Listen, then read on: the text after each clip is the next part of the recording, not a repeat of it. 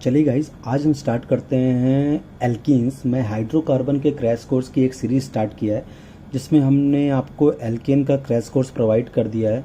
आज हम एल्कीन पे बात करेंगे। एल्कीन को हम आपको दो पार्ट में देंगे, पार्ट 1 एंड पार्ट 2 करके। इसका जो PDF नोट्स भी होगा आपको मेरे डिस्क्रिप्शन बॉक्स में इसकी लिंक मैं दे दूँगा, वहाँ से आप डाउनलोड कर सकते हैं। देखिए, आप एल्कीन आज स्टार्ट करते हैं बेटा। सबसे पहले हम क्या करेंगे बेटा, सबसे पहले हम प्रिपरेशन ऑफ एल्कीन्स देखेंगे। हम अल्कोहल से एल्कीन बनाएंगे by the help of dehydration of alcohol. हम बहुत डिटेल में बात करेंगे इवन मैकेनिज्म की। हम एल्काइल हैलाइड से डिहाइड्रो हैलोजनेशन करके बनाएंगे एल्कीन। कार्बोक्सिलिक एसिड से कोलबेज इलेक्ट्रोलिसिस करके बनाएंगे एल्कीन। और एल्काइन से हम एल्कीन बनाएंगे। एल्काइल हैलाइड का डिहैलोजिनेशन करेंगे और एल्डिहाइड और कीटोन से भी एल्कीन बनाएंगे। तो एक एक करके इसको डिटेल में हम आपको दिखाते हैं। देखिए, पहला है फ्रॉम एल्कोहल। देखो बेटा, जब भी हम एल्कोहल से वाटर निकाल देते हैं तो एल्कीन बनती है। एल्कोहल से हम वाटर निकाल देते हैं तो एल्कीन बनती है, इसको डिहाइड्रेशन बोलते हैं।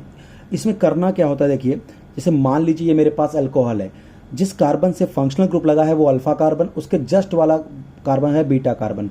तो बीटा पे हाइड्रोजन होना चाहिए, तो अल्फा से हम OH ग्रुप और बीटा से H को हटा देते हैं। ओवरऑल वाटर यहाँ से निकलता है और एल्कीन बनती है। तो इसलिए इसको अल्फा बीटा एलिमिनेशन या कहीं इसको बीटा एलिमिनेशन भी बोलते हैं। अल्फा से हैलोजन, बीटा से हाइड्रोजन।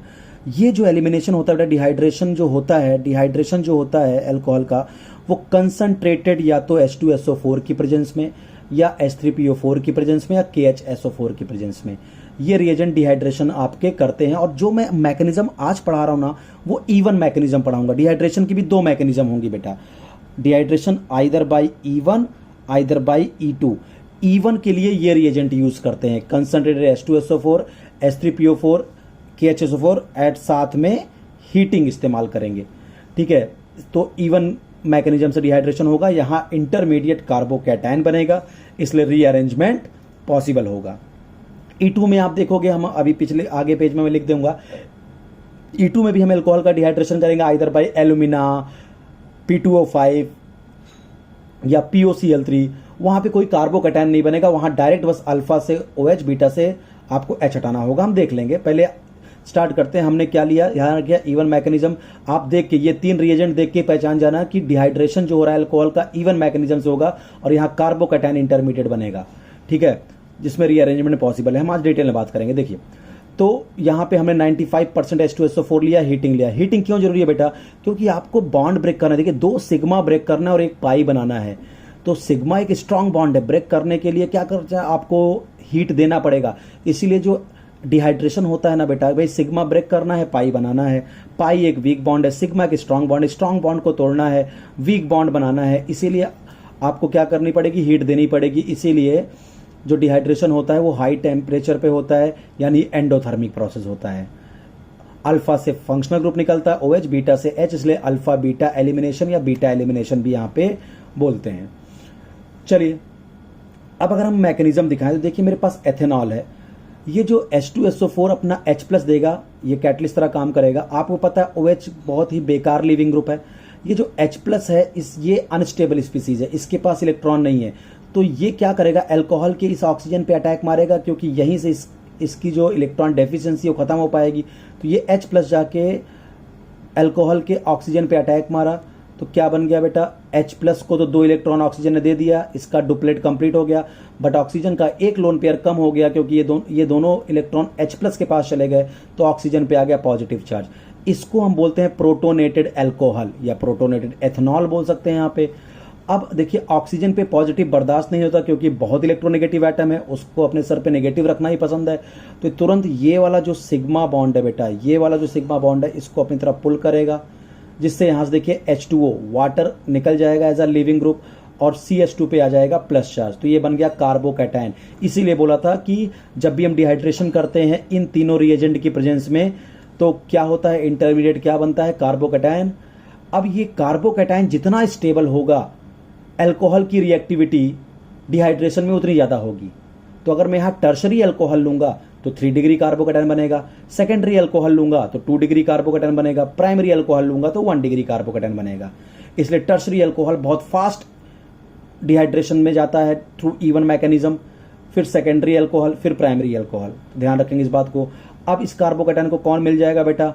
अब ये कार्बोकैटायन आ गया। अब ये देखो बीटा हाइड्रोजन है, अब ये बीटा पोजीशन से H+ निकालना है। तो ध्यान दीजिएगा H2SO4 का H+ तो ये काम किया, अभी बचा है HSO4-। ये HSO4- आके इस बीटा कार्बन से एक H+ को निकालेगा। जब ये एक H+ यहां से निकलेगा तो यहां माइनस चार्ज आएगा, ये माइनस और प्लस मिलकर डबल बॉन्ड बना लेंगे, एल्कीन बन गया। अब यहां पे काम की बात क्या क्या है? कार्बोकैटायन का बनना है, ये स्लो स्टेप होता है और यही रेट डिटरमाइनिंग स्टेप होता है। यानी rate of dehydration of alcohol is directly proportional to stability of carbocation. जहां का जिस अल्कोहल का कार्बोकैटायन जितना स्टेबल बनेगा वो अल्कोहल उतना फास्ट डिहाइड्रेट होगा, उतनी जल्दी से एल्कीन बना देगा। ठीक है, तो अगर मैं इसका RDS रेट डिटरमाइनिंग स्टेप लिखूं केमिकल काइनेटिक्स से तो क्या होगा बेटा? यही स्लो स्टेप है। तो rate of reaction equal to rate constant into इस मॉलिक्यूल का कंसंट्रेशन। केवल एक मॉलिक्यूल की कंसंट्रेशन पे रेट डिपेंड कर रहा है, इसलिए इसको E1 बोलते हैं, एलिमिनेशन यूनिमॉलिक्यूलर। कुछ एग्जांपल्स आपको दिखाते हैं। जैसे देखिए हमने अल्कोहल लिया, ध्यान से देखिए, हमने लिया एथेनॉल।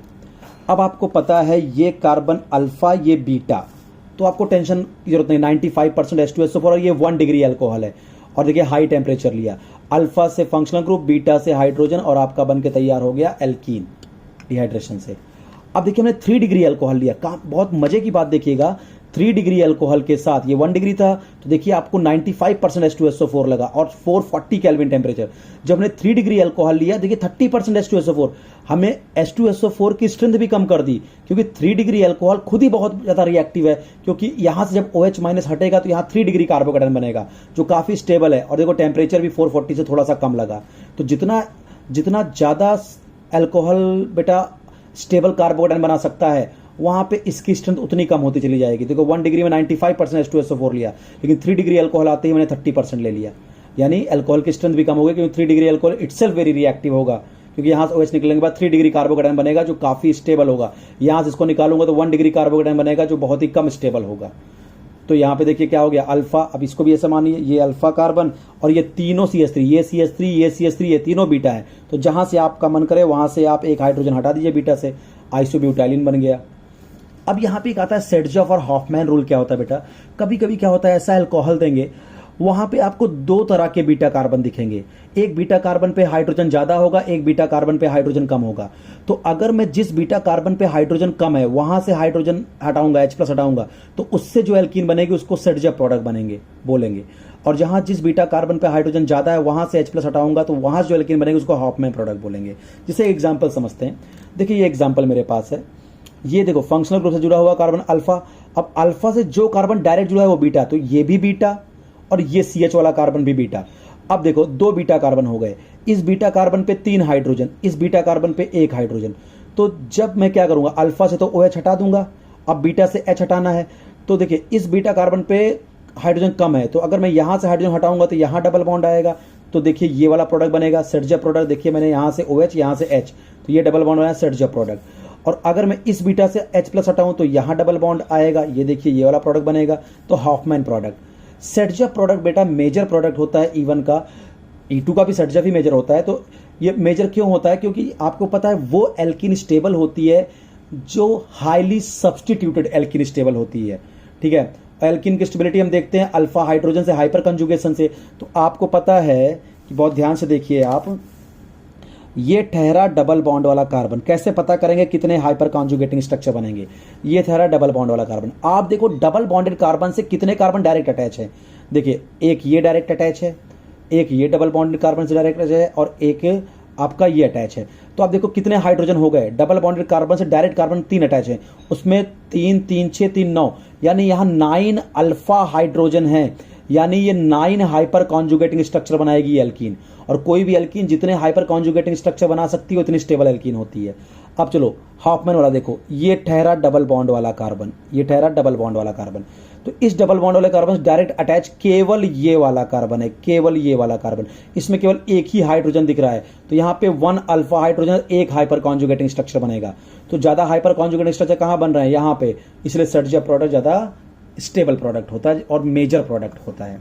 ठीक है, क्योंकि यहाँ पे एल्कीन जो बनती है बहुत स्टेबल बनती है। एल्कीन की स्टेबिलिटी कैसे चेक करते हैं, डबल बॉन्ड वाले दोनों कार्बन को सर्कल कर लो, देखो डबल बॉन्ड वाले कार्बन से कौन कौन से कार्बन डायरेक्ट अटैच है, उसमें कितने हाइड्रोजन है, जितने ज्यादा hydrogen direct attach double bond वाले कार्बन पे उतने ज्यादा हाइपर कॉन्जुगेटिंग स्ट्रक्चर, उतनी ज्यादा स्टेबिलिटी। तो सेट जब देखिए हाईली सब्स्टिट्यूटेड एल्कीन बनी है, 9 अल्फा हाइड्रोजन तो 9 हाइपर कॉन्जुगेट स्ट्रक्चर, यहां डबल बॉन्ड से केवल ये कार्बन डायरेक्ट है, ये तो नहीं, देखो इन दोनों को मत मानना, डायरेक्ट तो यही अटैच है ना, यहां एक ही हाइड्रोजन है, तो एक ही अल्फा हाइड्रोजन है, तो एक हाइपर कॉन्जुगेटिंग स्ट्रक्चर बनेगा इस एल्कीन का। यहां पे 9 हाइपर कॉन्जुगेटिंग स्ट्रक्चर बनेंगे, तो ये एल्कीन ज्यादा स्टेबल होगी, इसलिए सर्जप प्रोडक्ट मेजर प्रोडक्ट होता है। देखिए कभी कभी बेटा सर्जप भी गलत हो जाएगा आपका, तो ध्यान रखना जब भी कार्बोकैटायन बेटा इंटरमीडिएट बनता है ना, तो आप हमेशा मैकेनिज्म से ही क्वेश्चन को सॉल्व करिएगा, ये मेरी पर्सनल आपको एडवाइस है कि आप सर्जफ हॉफमैन के चक्कर में मत फंसिएगा, कभी कभी वो भी गलत हो जाएगा, मैं आगे अभी आपको दिखाऊंगा, ठीक है। अब देखिए जैसे फॉर एग्जांपल ये क्वेश्चन है आपके पास, अब 95% H2SO4 440 हीट, H2SO4 हीटिंग दे दिया, यानी क्या करना है, डिहाइड्रेशन। अब देखो जिस कार्बन से OH लगा है वो अल्फा कार्बन, अब इस अल्फा से डायरेक्ट जो कार्बन जुड़े हैं सब बीटा, तो एक ये बीटा कार्बन, इवन ये वाला कार्बन भी क्या है, बीटा, ये बीटा ये बीटा ये बीटा, इस बीटा पे 3 हाइड्रोजन, और इस बीटा पे अगर देखो तो एक कार्बन 2 बॉन्ड बनाया है, तो 2 हाइड्रोजन यहां 2 हाइड्रोजन यहां, तो इसका मतलब क्या होगा, 2 तरह के बीटा आ गए, इस बीटा पे 3 हाइड्रोजन, इन दोनों बीटा पे 2, तो इसका मतलब जहां पे कम हाइड्रोजन, अगर मैं यहां से H+ निकालूंगा तो यहां डबल बॉन्ड आएगा, तो दिस इज कॉल्ड सर्जप प्रोडक्ट, और अगर यहां से H+ निकालूंगा तो यहां डबल बॉन्ड आएगा, हॉफमैन प्रोडक्ट, सर्जप इज मेजर, ठीक है, सर्जप इज मेजर प्रोडक्ट। आइए जरा आप देखिए यहां पे आपको ये अल्कोहल दिया, सेम कंडीशन H2SO4 हीटिंग दे दिया, यानी डिहाइड्रेशन।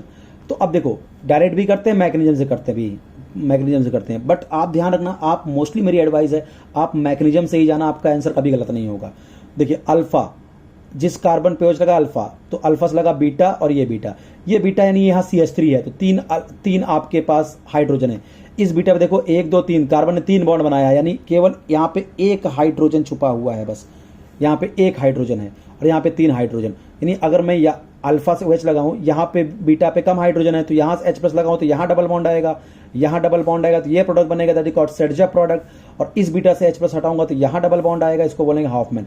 अब चलो मैकेनिज्म से भी देख लेता हूँ, कुछ गड़बड़ तो नहीं है, क्योंकि कार्बोकैटायन बेटा रीअरेंज कर हो सकता है, आपने पढ़ा होगा, क्योंकि मैं क्रैश कोर्स करा रहा हूँ तो मैं यहाँ रीअरेंजमेंट थोड़ा समझा दूंगा आज, रीअरेंजमेंट क्या होता है, बट फिर भी आपको पता है कि हाइड्राइड शिफ्ट, मेथिलाइड शिफ्ट या फिनाइलाइड शिफ्ट होती है बाजू वाले कार्बन से, एल्काइल शिफ्ट जिसे बोलते हैं, हाइड्राइड शिफ्ट या फिनाइलाइड शिफ्ट। आइए देखिए सबसे पहले H+ आएगा, H+ इस पे अटैक करेगा तो प्रोटोनेटेड अल्कोहल बनेगा, फिर ये हट जाएगा तो यहाँ पे प्लस आएगा, यानी कार्बोकैटायन। देखो ये 2 डिग्री कार्बोकैटायन बन गया, ये क्या बन गया, 2 डिग्री कार्बोकैटायन। अब जस्ट बाजू वाला कार्बन देखो, बाजू वाले कार्बन पे यहाँ पे है CH3, यहाँ पे है CH3, यहाँ पे है H, तो बाजू वाले कार्बन से आप देखो H- की शिफ्टिंग करो या R- एल्काइल की शिफ्टिंग करो, तो देखो कि स्टेबल कार्बोकैटायन क्या बनेगा। अगर सोचो कि अगर मैं यहाँ CH3- की शिफ्टिंग यहाँ पे कर दूं इस पे, तो यहाँ प्लस आएगा, ये सेकेंडरी था फिर भी सेकेंडरी बनता, लेकिन अगर मैं यहाँ से H- की शिफ्टिंग कर दूं तो यहाँ पे H- आके इस पॉजिटिव खत्म कर देगा और पॉजिटिव यहाँ आ जाएगा। तो अब देखिए ये पॉजिटिव आ गया, यहाँ पे आफ्टर 1,2 हाइड्राइड, क्योंकि बाजू वाले कार्बन से शिफ्टिंग होती है बस, तो 1 2 हाइड्राइड शिफ्ट। अब देखिए 3 डिग्री कार्बोकैटायन बन गया, 1 2 3 कार्बन से, अब ये स्टेबल कार्बोकैटायन बन गया, रीअरेंजमेंट हो गया इसका। तो अब ये देखिए जो प्लस है स्टेबल कार्बोकैटायन, अब देखिए इससे जुड़ा हुआ हर डायरेक्ट कार्बन बीटा कार्बन कहलाएगा, बीटा बीटा बीटा, तो यहाँ CH3, यहाँ CH3, यहाँ CH2, तो यहाँ से हाइड्रोजन कम है तो यहाँ से H हटाऊंगा तो यहाँ डबल बॉन्ड आएगा और सर्जप प्रोडक्ट बनेगा। तो देखिए यही वाला प्रोडक्ट हमने बनाया है, यानी मैकेनिज्म से और डायरेक्ट भी शॉर्टकट लगाया तब भी दोनों सही है। अब आइए इस क्वेश्चन, बहुत इंटरेस्टिंग क्वेश्चन है ये, देखिए आप देखिए यहाँ पे है कार्बन, यहाँ पे है कार्बन, चलिए आपको डाउट ना हो इसलिए मैं ऐसे लिख देता हूँ CH3 CH3 CH3 CH2OH ऐसा।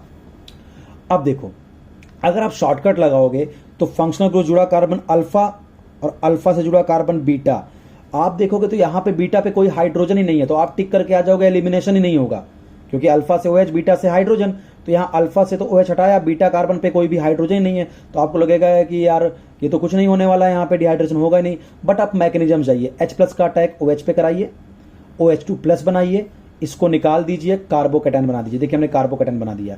अब आपको पता है बाजू वाले कार्बन देखिए मिथाइल मिथाइल मिथाइल, हाइड्रोजन तो है नहीं, तो बाजू वाले कार्बन ये है 1 डिग्री कार्बोकैटायन बना है। अब अगर बाजू वाले कार्बन CH3 माइनस की शिफ्टिंग कर दूं मैं 1,2 मेथिलाइड शिफ्ट, तो ये पूरा CH3 माइनस इस कार्बन पे आके CH2 CH3 बन गया। देखो CH2 CH3 और इस कार्बन में पॉजिटिव चार्ज आ गया। पहले 1 डिग्री कार्बोकैटायन था, जब मिथाइल की शिफ्ट किया तो 3 डिग्री कार्बोकैटायन बन गया, ज्यादा स्टेबल कार्बोकैटायन बन गया, क्योंकि पता है 3 डिग्री ज्यादा स्टेबल होता है, फिर 2 डिग्री, फिर 1 डिग्री, तो 3 डिग्री कार्बोकैटायन बन गया।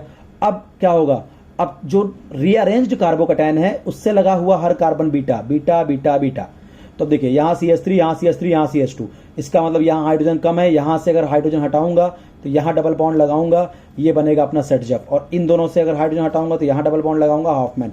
सेटजेफ इज द मेजर। और अगर आप नॉर्मल शॉर्टकट लगा रहे थे तो आपको लगता था बीटा पे हाइड्रोजन नहीं है तो एलिमिनेशन ही नहीं होगा।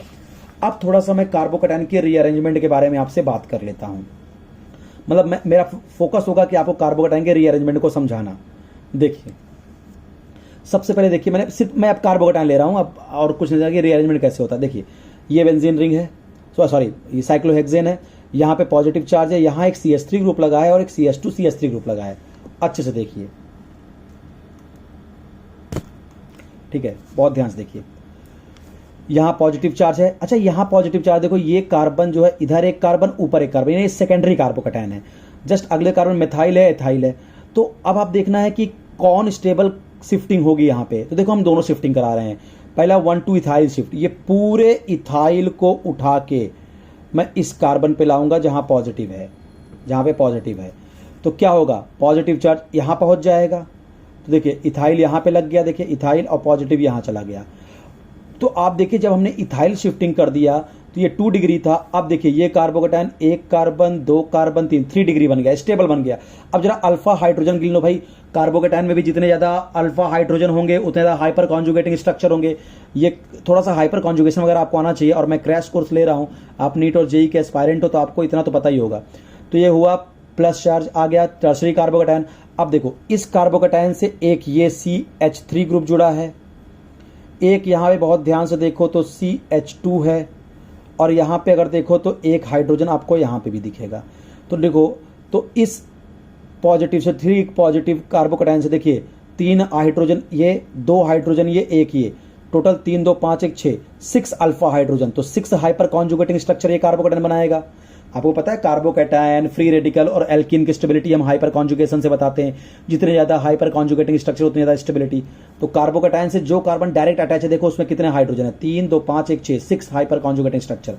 अच्छा मान लो अगर मैं मिथाइल शिफ्ट मारता, इथाइल ना मार के मिथाइल मानता, तो ये मिथाइल इस पॉजिटिव पे आ जाता, ये पॉजिटिव खत्म, ये पॉजिटिव यहां पहुंच जाता।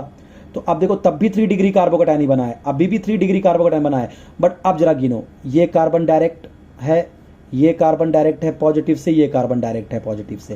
तो यहाँ 2 हाइड्रोजन, यहाँ 2 4, और यहाँ पे 1 5, टोटल 5 अल्फा हाइड्रोजन। तो बेटर शिफ्टिंग कौन हुई, इथाइल की या मिथाइल की? इथाइल की शिफ्टिंग, बल्कि ग्रुप की शिफ्टिंग, क्योंकि वहां पे हाइपर कॉन्जुगेटिंग स्ट्रक्चर ज्यादा बनेंगे।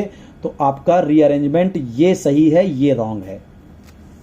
जैसे अगला देखिए, काफी इंटरेस्टिंग रीअरेंजमेंट यहां पे आप सिखाऊंगा कार्बोकैटायन का।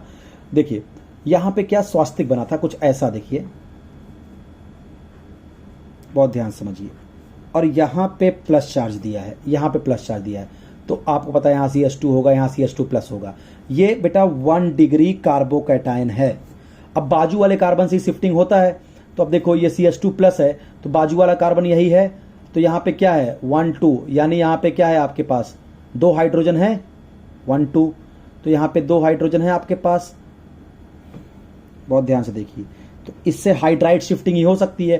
तो यहां से मैंने एक H- की शिफ्टिंग यहां पे कराया, ये 1 डिग्री कार्बोकैटायन था, जब एक H- जाएगा तो ये पॉजिटिव यहां आ जाएगा। तो बहुत ध्यान से, ये पॉजिटिव यहां आ गया, अभी भी इसके पास एक हाइड्रोजन है, एक पॉजिटिव। देखिए ये 1 डिग्री था, अब ये 2 डिग्री कार्बोकैटायन स्टेबल बन गया, स्टेबल बन गया। अब अगर देखो तो यहाँ पे अल्फा हाइड्रोजन गिन लो अब जरा, यहाँ पे ये कार्बन डायरेक्ट अटैच है और ये, तो यहाँ पे CH3 बन चुका है। तो यहाँ पे क्या हो गया बेटा 3 अल्फा हाइड्रोजन, और यहाँ पे देखिए 4 बॉन्ड बना, कोई हाइड्रोजन नहीं, तो यहाँ 3 अल्फा हाइड्रोजन, यानी ये 3 हाइपर कॉन्जुगेटेड स्ट्रक्चर बनाएगा। अब कुछ बच्चे यहीं पे रुक जाएंगे। अब फिर से देखो, एक रूल होता है बेटा रीअरेंजमेंट का, जब तक स्टेबल कार्बोकैटायन बनता जाए ना, तो आप बनाते जाइए बगल वाले कार्बन शिफ्टिंग करते हुए। अगर कंटिन्यू स्टेबल बन रहा है, ऐसा नहीं है कि पहले 1 डिग्री से 2 डिग्री बना, फिर 2 डिग्री से आपका उससे स्टेबल नहीं बन रहा है तो आप शिफ्टिंग मत करिएगा। हाँ, अगर 2 डिग्री के बाद ही बाजू वाले कार्बन से कुछ शिफ्ट करने से उससे स्टेबल कार्बोकेटायन बन रहा है तो शिफ्टिंग जारी रखिए आप। तो ये 2 डिग्री कार्बोकेटायन बन गया। अब देखिए एडजेसेंट कार्बन ये है।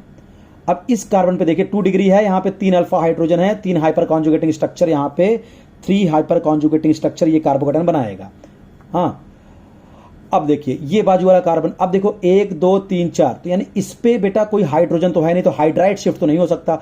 बट देखो इथाइल ग्रुप 3 लगे हुए हैं तो एल्काइल शिफ्टिंग हो सकती है। तुम ये और ये, इन तीनों में से कोई एल्काइल ग्रुप आप शिफ्ट कर दो इस कैटायन पे। तो देखो मैंने ये वाला जो एल्काइल ग्रुप है, ये वाला जो इथाइल ग्रुप है, ये इसको उठा के मैं इस कार्बन पे ले आया। देखो तो ये ग्रुप बिल्कुल सेम रहा। देखो मैंने इसको ऐसे ही बनाया। अगर यहां से इथाइल गया तो यहां पॉजिटिव आ गया, यहां पॉजिटिव आ गया। अब क्या होगा, ये इथाइल इस कार्बन पे जुड़ गया। देखिए मैंने इस कार्बन पे इथाइल जोड़ दिया, ये मिथाइल पहले से था तो ये पॉजिटिव। अब देखो अभी भी अगर देखो तो ये 2 डिग्री था। अब देखो ये कार्बन जहां पॉजिटिव आया, 1 कार्बन 2 कार्बन 3 कार्बन, ये 3 डिग्री कार्बोकेटायन बन गया, ये और स्टेबल बन गया। तो देखो शिफ्टिंग मैं जारी रख रहा हूं, यहां 3 डिग्री कार्बोकेटायन बन गया। और देखो अल्फा हाइड्रोजन गिनो, 2 2 4, और इधर देखिए इधर 2 4, और इधर देखिए 1 2 3, और ये एक hydrogen 4, 5 alpha hydrogen, 5 hyper conjugating structure बन गया। तो अभी अब बच्चे कुछ यहीं पे रुक जाएंगे। अब देखो ये पॉजिटिव, अब इसका एडिशन कार्बन कौन है, एक ये और एक ये। चलिए 2 डिग्री से 3 डिग्री भी बन गया, और 5 अल्फा हाइड्रोजन आ चुके हैं, 2 2 4 और ये एक 5। अब देखो अब ये बाजू वाला कार्बन ये है। यहां से अगर मैं हाइड्रोजन शिफ्ट करूंगा तो ये 2 डिग्री बन जाएगा। यहां से हाइड्राइड शिफ्ट करूंगा 2 डिग्री। अब अगर मैं यहां से हाइड्रोजन की शिफ्टिंग करूं बाजू वाले कार्बन, इस H+ को यहां पहुंचा दूं और यहां पॉजिटिव ला दूं। देखो मैंने क्या किया, बहुत ध्यान सुना, ये H+ यहां पहुंच गया तो हमने क्या किया, तो ये पॉजिटिव कहां आ जाएगा, यहां पे देखिए पॉजिटिव यहां आ गया, इस पॉजिटिव यहां आ गया, तो यहां CH3 और ये C2H5, और ये देखिए 2 इथाइल, 1 इथाइल 2 इथाइल जोड़ दिया। अब देखो बना तो अभी भी 3 डिग्री है। बोलो सर 3 डिग्री था, आपने फिर क्यों फालतू की शिफ्टिंग कराई। 3 डिग्री से देखिए ये भी कार्बोकेटायन 3 डिग्री ही कार्बोकेटायन तो बना है। बट जब यहां अल्फा हाइड्रोजन गिनो, 2 हाइड्रोजन यहां, 2 हाइड्रोजन यहां, एक यहां, 5 alpha hydrogen, 5 hyper conjugating structure. But इसमें गिनो ये, अब ये CH3 हो गया, ये CH2 है, और ये देखिए 1 2 3, और यहां पे भी एक H है। तो टोटल अल्फा हाइड्रोजन गिनिए, 3 2 5 और एक 6 अल्फा हाइड्रोजन। तो यहां 6 हाइपर कॉन्जुगेटिंग, देखिए ये 3 डिग्री था, 5 हाइपर। अब जब हाइड्राइड शिफ्टिंग कर दिया तो क्या हुआ, 3 डिग्री रहा लेकिन 6 हाइपर कॉन्जुगेट। तो this is the final rearrangement, इस बात को समझिएगा। अब जैसे देखिए एक क्वेश्चन ये आ गया आपका, यहां पे दिया आपका ये पैराटोलिल ग्रुप है, मिथाइल लगा है, बेंजीन रिंग है, CH2 प्लस, PH, और PH का मतलब फिनाइल ग्रुप। ये P है, कोई कंपाउंड है, इसको हमने बोला P कंपाउंड है कोई, ठीक है। अब देखिए पहले देखिए यहाँ पे ये आपका 1 डिग्री कार्बोकेटायन है, ये 1 डिग्री कार्बोकेटायन है। अब बाजू वाले कार्बन से शिफ्टिंग हो सकती है। अब बाजू वाले कार्बन से कितनी शिफ्टिंग हो सकती है बेटा, आपको देखना है, स्टेबल कार्बोकेटायन बनना चाहिए। तो एक पीएच की शिफ्टिंग हो सकती है और एक पूरे इस ग्रुप की शिफ्टिंग हो सकती है, ठीक है। तो अगर पहले देखो मैंने इस पीएच की शिफ्टिंग कराया, यानी इसको 1,2 फिनाइल शिफ्ट कराया, तो ये CH2PH बन जाएगा और पॉजिटिव यहां आ जाएगा। देखिए अब ये पॉजिटिव, देखिए पहले ये 1 डिग्री था, अब ये पॉजिटिव देखिए 1 2 3 कार्बन जुड़ गया, यानी ये अब हो गया 3 डिग्री कार्बोकेटायन। साथ ही देखिए इस बेंजीन रिंग में क्या करेगा, पॉजिटिव रेजोनेंस करेगा, इस बेंजीन रिंग में रेजोनेंस करेगा, जिससे ये पॉजिटिव स्टेबलाइज हो जाएगा। और अगर मैं बोलूं सर कि बाजू वाले कार्बन में ये भी ग्रुप लगा था, इसकी शिफ्टिंग करा दो, तो पूरा उठा के इसके ऊपर ला दो। तो देखिए मैं इस पूरे ग्रुप को इसके ऊपर जोड़ दिया, तब भी देखिए 3 डिग्री कार्बोकेटायन ही बना। अब देखिए अब 2 बेंजीन रिंग में रेजोनेंस कर रहा है, 2 बेंजीन रिंग में, और साथ ही यहाँ पे अब इस पैराटोलिल ग्रुप में रेजोनेंस नहीं है। तो ज्यादा स्टेबल बेटा आपका पहला वाला है। रीजन क्या है, यहाँ एक बेंजीन रिंग में रेजोनेंस है, साथ ही इस रिंग में रेजोनेंस है, और यहाँ पे देखिए यहाँ मिथाइल लगा है। तो मिथाइल जो है हाइपर कॉन्जुगेशन से भी क्या करेगा, इलेक्ट्रॉन देके इस पॉजिटिव को कम कर रहा है। तो this is the most stable carbocation, समझिएगा। तो अगर मैं बोलूं PQR में सबसे स्टेबल कौन कार्बोकेटायन, Q, फिर R, फिर P। और बेटा देखो कार्बोकेटायन में कभी कभी रिंग एक्सपेंशन भी होता है, कार्बोकेटायन में कभी कभी रिंग एक्सपेंशन भी होता है। रिंग एक्सपेंशन कब होता है कि जब 3 मेंबर्ड या 4 मेंबर्ड या 5 मेंबर्ड रिंग होती हैं और उसके नेक्स्ट कार्बन पे पॉजिटिव चार्ज होता है, तो वो जो रिंग होती है अपने को एक्सपैंड करते हैं, जिससे स्ट्रेन कम हो जाता है। क्योंकि जो रिंग छोटी होती है, 3 मेंबर्ड या 4 मेंबर्ड रिंग होती है, उसमें स्ट्रेन काफी ज्यादा होता है, तो इसलिए अपनी साइज को बढ़ाती है स्ट्रेन को कम करने के लिए। लेकिन रिंग एक्सपेंशन तभी होता है जब रिंग के नेक्स्ट कार्बन पे पॉजिटिव चार्ज है। अगर रिंग के कार्बन पे ही पॉजिटिव चार्ज है, कभी भी रिंग एक्सपेंशन नहीं होता, ध्यान रखना। देखिए ये चार ध्यान रखिएगा, 3 मेंबर्ड, 4 मेंबर्ड या 5 मेंबर्ड रिंग के नेक्स्ट कार्बन पे, अगर रिंग से नेक्स्ट कार्बन अगर पॉजिटिव चार्ज है तो 3 मेंबर्ड रिंग होगी तो 4 मेंबर्ड रिंग में चेंज हो जाएगी, 4 मेंबर्ड रिंग होगी तो 5 मेंबर्ड होगी तो 6 मेंबर्ड रिंग में चेंज हो जाएगी। होता कैसे ये भी देख लो। मान लो ये 4 मेंबर्ड रिंग थी, इसके नेक्स्ट कार्बन में पॉजिटिव चार्ज है, पक्का देखना, ध्यान रखना, 3 मेंबर्ड, 4 मेंबर्ड या 5 मेंबर्ड। इसे मान लीजिए ये 3 मेंबर्ड रिंग है, ठीक है, ये 4 मेंबर्ड रिंग है, मान लीजिए ये 5 मेंबर्ड रिंग है। अगर इसके नेक्स्ट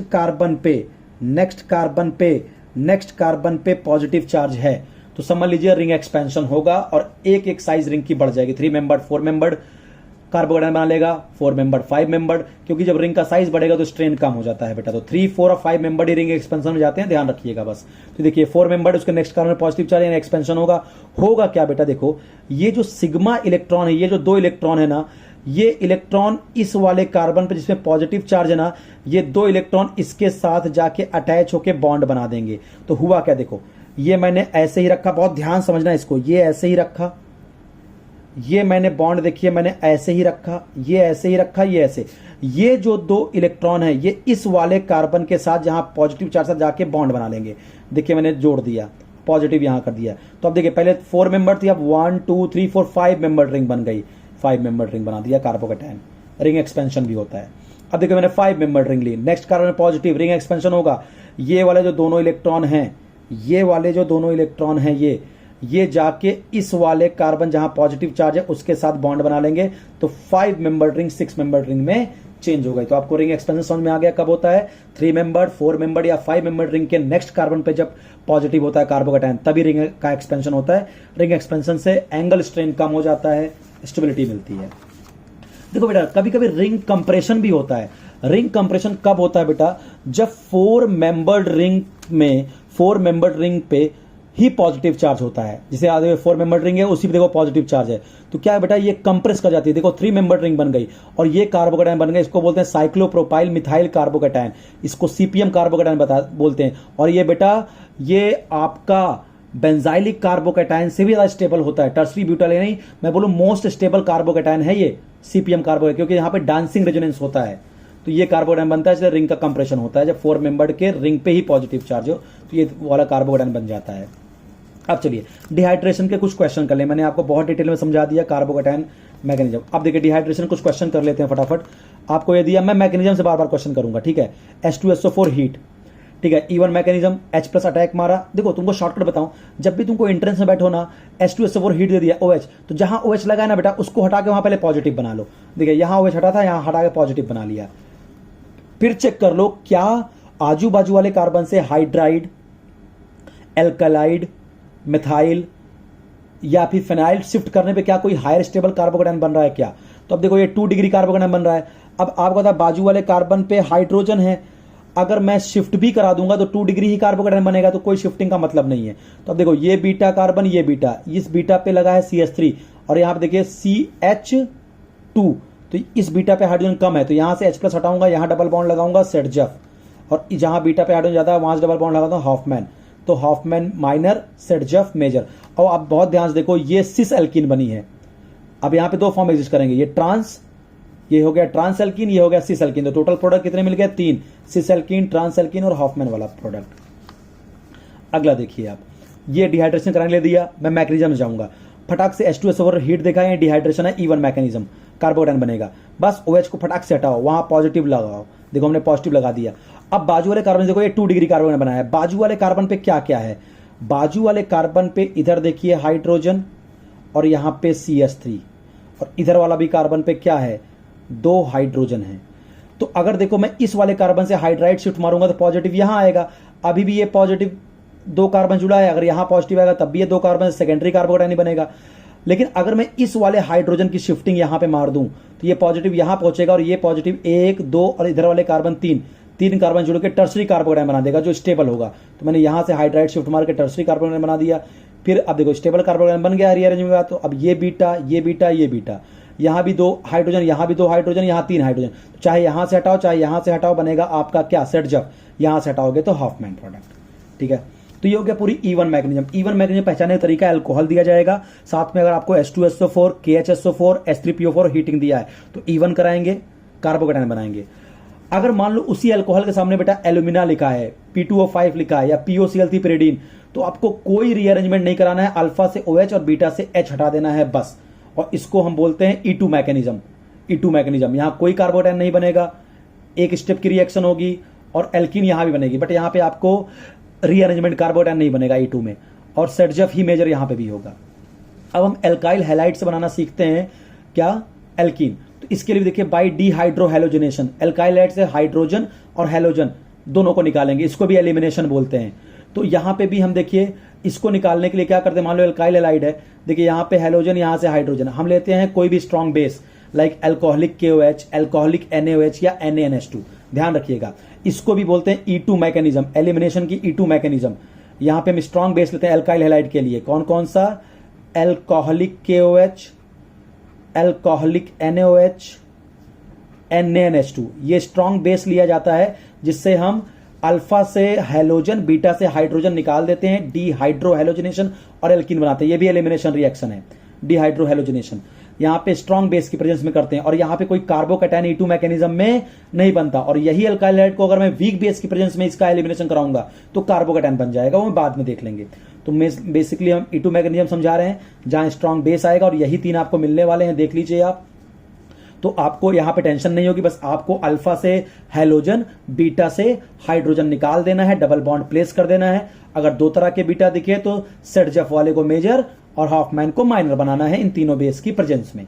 कोई कार्बोकैटायन नहीं बनाना है, कोई रीअरेंजमेंट नहीं करना। तो फटाफट क्वेश्चन देख लेते हैं। अब देखिए ये हमको दिया, यहां पे X हैलोजन लगाया, अब अल्कोहलिक KOH दे दिया, हीटिंग दे दिया। अब देखिए अल्फा फंक्शनल ग्रुप से लगा हुआ कार्बन, अल्फा कार्बन, अब अल्फा जुड़ा बीटा, बीटा यहां 2 हाइड्रोजन, यहां 3, तो यहां से अगर हाइड्रोजन हटा के यहां डबल बॉन्ड प्लेस करूंगा तो सेटजफ, यहां से हाइड्रोजन हटा के यहां डबल बॉन्ड प्लेस करूंगा तो हाफमैन। तो सेटजफ मेजर, हाफमैन माइनर। E2 की मैकेनिज्म देख लो कैसे होता है बेटा। क्या होता है E2 में, कार्बोकैटायन नहीं बनता। मान लो हमने लिया बेटा ये अल्काइल हैलाइड, यहां पे हाइड्रोजन, यहां पे देखिए हैलोजन, ये अल्फा, ये बीटा। होता क्या, जो स्ट्रॉन्ग बेस आता है बेटा, बेस आके ये बीटा हाइड्रोजन को एज H+ ले जाता है, ये एज H+ ले जाएगा। और अगर इसको H+ ले जाएगा तो इस कार्बन पे आएगा नेगेटिव चार्ज, और आपको पता है ये नेगेटिव चार्ज जो है कार्बन रख नहीं सकता, कार्बन तड़पने लगेगा, यार नेगेटिव मेरे ऊपर आया, मैं क्या करूं। तो ये हैलोजन समझाएगा ऐसा करो, तुम अपने नेगेटिव चार्ज को यहां उतारो और वो नेगेटिव चार्ज लेके मैं निकल जाऊंगा, क्योंकि मैं नेगेटिव रखना पसंद करता हूं। तो जैसे नेगेटिव चार्ज आया, क्या हुआ बेटा, ये नेगेटिव को स्टेबलाइज नहीं कर पा रहा है कार्बन, तुरंत फटाक से ये X- निकला, यहां पॉजिटिव आया, यहां डबल बॉन्ड बन गया। ठीक है, तो आप देखिए क्या हुआ, इस B और H के बीच में बॉन्ड फॉर्मेशन हुआ, इस H और CH का बॉन्ड कमजोर हुआ, ये सिग्मा के साथ एक पाई बना, और इधर से X निकल रहा है, उसका बॉन्ड वीक हुआ। तो ये ट्रांजिशन स्टेट बनती है, इसको हम बोलते हैं बेबी एल्कीन। बेबी एल्कीन एक ट्रांजिशन स्टेट। अब क्या होगा, यहां से X- निकल जाएगा और आपका एल्कीन बन जाएगा X। ठीक है, एल्कीन बन गया। एक स्टेप में ये रिएक्शन होती है बेटा, कोई कार्बोकैटायन नहीं बनता। और इसकी भी स्टेबिलिटी बेटा E2 मैकेनिज्म, जब एल्काइल हैलाइड का हम डिहाइड्रोहैलोजिनेशन करते हैं तो जितनी स्टेबल बेबी एल्कीन बनेगी उतना ज्यादा रिएक्टिव होगा एल्काइल हैलाइड। इसीलिए E2 में भी जो होता है एल्काइल हैलाइड की जो रिएक्टिविटी का ऑर्डर होता है ना बेटा, 3 डिग्री एल्काइल हैलाइड रिएक्टिव होता है, फिर 2 डिग्री, फिर 1 डिग्री। अभी नीचे मैं इसको बताता हूं, एक्सप्लेन करता हूं। तो चाहे E1 हो चाहे E2 हो, अगर आप एल्काइल हैलाइड का एलिमिनेशन करा रहे हो, ऑर्डर ऑफ जो रिएक्टिविटी होती है 3 डिग्री, 2 डिग्री, 1 डिग्री होगी। ठीक है, चलिए, this is single step biomolecular reaction, single step reaction है। अब रेट डिटरमाइनिंग सिस्टम देखिए क्या क्या, एक तो क्या आएगा, यही RDS है, तो यहां पे एल्काइल हैलाइड भी आएगा और बेस भी आएगा, दो मॉलिक्यूल की कंसंट्रेशन पर डिपेंड कर रहा है, इसलिए इसको E2 बोल रहे हैं, एलिमिनेशन बायोमोलिकुलर। कार्बोकैटायन बन नहीं रहा है तो रीअरेंजमेंट होगा नहीं यहां पे। The proton and the leaving group should be anti to each other. बहुत इंपॉर्टेंट बात बता रहा हूं, E2 में जब एलिमिनेशन करते हैं ना बेटा, प्रोटॉन और लिविंग ग्रुप एक दूसरे के, ये प्रोटॉन है ये लिविंग ग्रुप, एक दूसरे के एंटी होना चाहिए, नहीं एलिमिनेशन होता नहीं E2 से। जैसे मान लो ये मैंने एक एल्काइल हैलाइड दिया, अब देखो मैंने क्या किया है, H और X को सेम साइड ही लगाया है, यानी देखो ये भी अबव द प्लेन है, ये भी अबव द प्लेन है, दोनों सेम साइड में है, तो यहां पे देखिए एलिमिनेशन नहीं होगा। और यही अगर मैं ऐसा लिख देता आपके सामने, देखिए H को मैं वेज पे लगाता और इसको X को मैं डैश पे लगाता, तो प्यार से ये E2 मैकेनिज्म से एलिमिनेशन होता है। तो बहुत इंपॉर्टेंट है कि E2 मैकेनिज्म एल्काइल तभी एलिमिनेट होता है जब क्या होता है, प्रोटॉन और लीविंग ग्रुप क्या होते हैं, एक दूसरे के क्या होते हैं, आपके एंटी पोजीशन पे होते हैं, 180 डिग्री पे होते हैं। ठीक है, the proton and leaving group should be anti to each other. तो एंटी कब होंगे, जब एक वेज पे होगा दूसरा डैश पे होगा, तभी एंटी होंगे। ठीक है, तभी एलिमिनेशन होगा। आप दोनों दोनों सेम साइड हैं तो यहां पे एलिमिनेशन नहीं होगा। एल्काइल हाइड्राइड का ध्यान रखना इस बात को।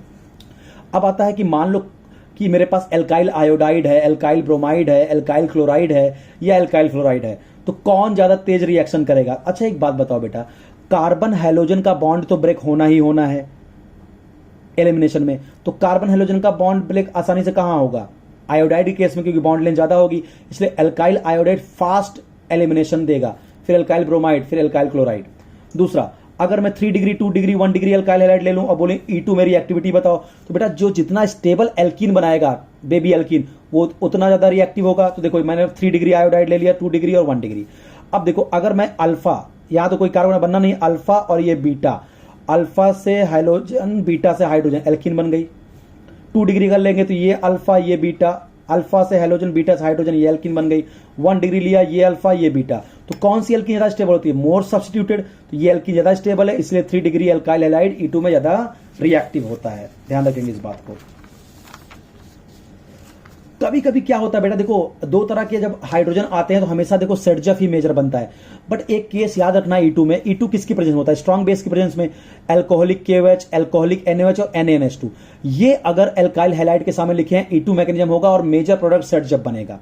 लेकिन अगर मैं इनको छोड़ के बल्की बेस ले लूं, जैसे टर्सरी ब्यूटॉक्साइड ले लूं मैं, देखो मैंने बल्की बेस के कुछ एग्जांपल लिख दिए हैं, tertiary butoxide, di isopropyl amine, tri ethyl amine, 2,6 di methyl pyridine, ये सब बल्की बेस है। अगर मैं बल्की बेस ले लूं और E2 मैकेनिज्म कराऊं तो बेटा हॉफमैन मेजर प्रोडक्ट बनता है। ध्यान रखना, क्योंकि बेस इतने बड़े हो जाते हैं ना, जैसे सपोज करो ये मान लो एक एग्जांपल है, अल्फा पे हैलोजन, ये कार्बन भी बीटा, ये कार्बन भी बीटा, ये कार्बन बीटा, ये दोनों सेम टाइप के बीटा होगा, CH3 देखो यहां होना क्या चाहिए था, इस बीटा से हाइड्रोजन निकालूंगा सेडजफ, इस बीटा से तो हॉफमैन, सेडजफ मेजर बनना चाहिए। बट ये बल्की बेस आता है ना बेटा, तो वो इतना अंदर घुस नहीं पाता, तो बाहर वाले से ही हाइड्रोजन हटा के हॉफमैन प्रोडक्ट को मेजर बना देता है। देखो 72% हॉफमैन बना। ध्यान रखना, जब E2 मैकेनिज्म से हम बल्की बेस लेके आते हैं तो हॉफमैन ही मेरा मेजर बन जाता है। ध्यान रखना। आइए, तो अब E2 पूरा कंप्लीट समझा दिया कि अगर आपको ये सब रिएजेंट दिखे तो फटाक से बस अल्फा से हैलोजन, बीटा से हाइड्रोजन निकाल दीजिए, एल्कीन बना दीजिए, कोई रीअरेंजमेंट नहीं करना, कोई कार्बोकेटाइन नहीं बनाना है, सिर्फ सेडजफ हमेशा मेजर होता है। बट अगर बल्की बेस आ जाएगा तो हॉफमैन मेजर कर देना बस। अब E1 मैकेनिज्म, E1 से भी डिहाइड्रो है तो E1 का क्या होगा, E1 वीक बेस की प्रेजेंस में होता है। देखो बेटा बहुत जरूरी है रिएजेंट पहचानना। एल्काइल हैलाइड के सामने अगर ये सब लिखे हैं तो E2 मैकेनिज्म, कोई कार्बोकेटाइन रीअरेंजमेंट मत कर देना, नहीं गलती से भी तुम गलत हो जाओगे, फिर आपका माइनस तुरंत हो जाएगा। लेकिन अगर एल्काइल हाइड्राइड सामने weak base like water, ethanol और मेथनॉल लिखा है तो बेटा वो E1 मैकेनिज्म से डिहाइड्रो होगा। यहां पे भी अल्फा से हैलोजन, बीटा से हाइड्रोजन, बट यहां कार्बोकेटाइन बन जाएगा तो यहां रीअरेंजमेंट होगा।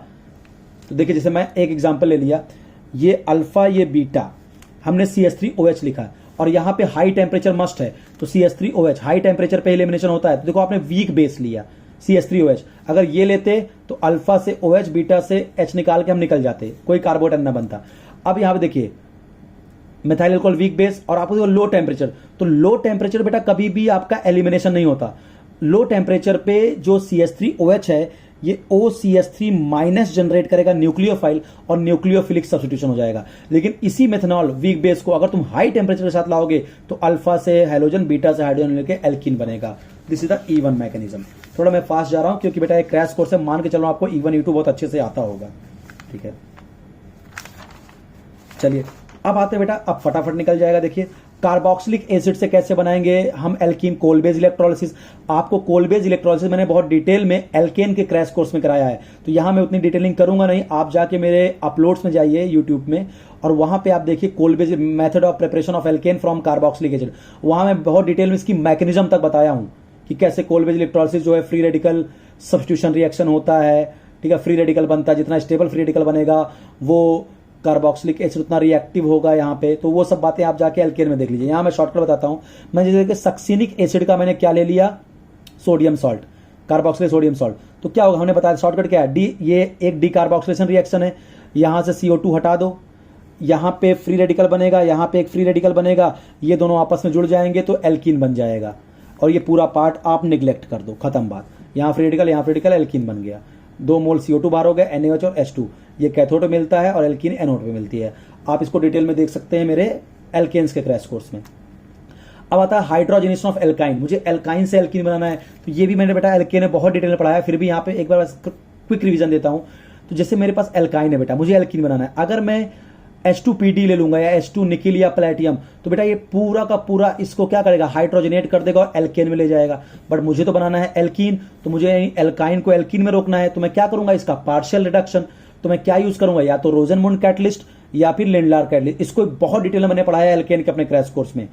अगर तुम H2PD या H2Ni या H2PT लेके आओगे तो डायरेक्ट एल्केन मिलेगा। लेकिन अगर आप एल्काइन को एल्कीन में रोकना चाहते हो तो या तो आप H2PD के साथ BaSO4 लेके आओ, इसको रोजनमुंड कैटलिस्ट बोलते हैं, या H2PD के साथ कैल्शियम कार्बोनेट लेके उसको लिंडलार्स कैटलिस्ट बोलते हैं। तो कैटलिस्ट का नाम भी याद रखना, रोजनमुंड कैटलिस्ट का फॉर्मूला क्या होता है और लिंडलार्स कैटलिस्ट। ये सब बेटा पार्शियल रिडक्शन करते हैं और एल्काइन को एल्कीन में रोक देते हैं। और ये बेटा सिस एल्कीन बनाते हैं, सिस एल्कीन। और एक और रिएजेंट है di nickel borate, nickel borate. Nickel borate भी क्या करता है बेटा, एल्काइन का रिडक्शन केवल एल्कीन में करता है, एल्केन तक नहीं ले जाता। और ये सब से बेटा सिन एडिशन होता है हाइड्रोजन का और सिस एल्कीन बनती है। लेकिन मान लो अगर आपको ट्रांस एल्कीन बनाना है एल्काइन से, तो आप बर्च रिडक्शन करेंगे, सोडियम या लिथियम का लिक्विड अमोनिया के साथ रिडक्शन। तो यहाँ पे हाइड्रोजन एक दूसरे के 180 पे लगेगा और ट्रांस एल्कीन बनेगा। ये सब मैंने एल्केन में बहुत डिटेल में पढ़ाया। तो यानी अगर आप एल्काइन का रिएक्शन H2PD से करेंगे तो डायरेक्ट एल्केन मिल जाएगा। बट बनाना है एल्कीन तो एल्काइन का हमको पार्शियल रिडक्शन करना होगा। तो या तो आप रोजनमुंड कैटलिस्ट लीजिए या लिंडलार्स कैटलिस्ट लीजिए, या तो आप निकिल बोरेट लीजिए या बर्च रिडक्शन कराइए।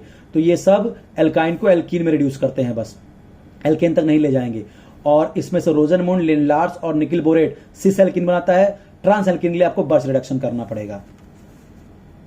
अब देखो बर्च रिडक्शन में ट्रांस एल्कीन क्यों बनती है उसका देखो मैं मैकेनिज्म भी एक्सप्लेन कर रहा हूं। यहाँ पे होता क्या है, जो सोडियम जब लिक्विड अमोनिया के साथ रिएक्शन करता है तो सोडियम आयनाइज होता है और इलेक्ट्रॉन निकालता है। ये सॉल्वेटेड इलेक्ट्रॉन है बेटा।